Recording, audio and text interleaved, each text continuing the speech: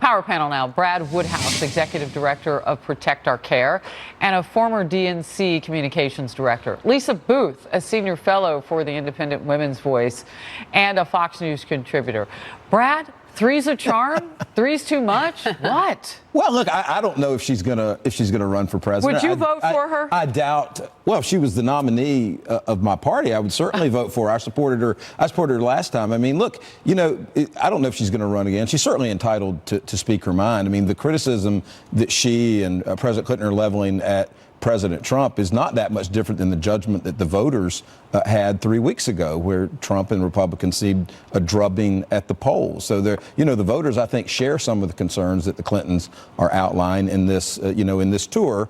13 cities. What always amazes me is how kind of spun up the right-wing noise machine gets about Hillary Clinton. I mean, she lost. You think people would have moved on? It's like, the lock 'em up crowd needs a Brad, hug. she's the one who wrote a book about what happened. Exactly. Sure, and so so does everybody else. Also, Mitt Romney did a documentary. I mean, Lisa, can we get to something that Brad just said, though? The drubbing. I mean, so on the House side, I assume is what you're talking about, because certainly not on the Senate side.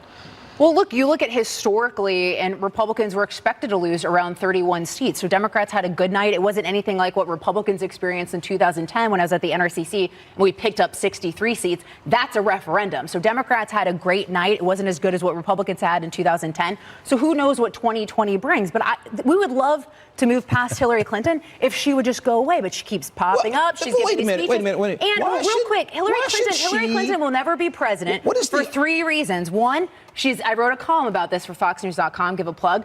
One, she's inauthentic. David Axelrod has even spoken to this. He has said that she speaks through a political lens. That's a problem for her. She is not likable. This came up during the 2008 Democrat debate when President Obama famously quipped that she's likable enough. And she's out of touch. Look at her basket of the I'm not flacking for Hillary Clinton. And President Trump said that it showed her Lisa, I'm not flacking for everyday Americans. And I think that's exactly right. I'm not flacking for Hillary Clinton to be president of the United States. But this idea that she should go away, Mitt Romney lost twice. He's in the United States Senate. Yeah, but John on your Kerry side lost. of the aisle, he became Secretary of State. Brad, you just pointed out on the House, and you called it a drubbing, and Lisa said it was definitely good, but it wasn't like her 63. It was the largest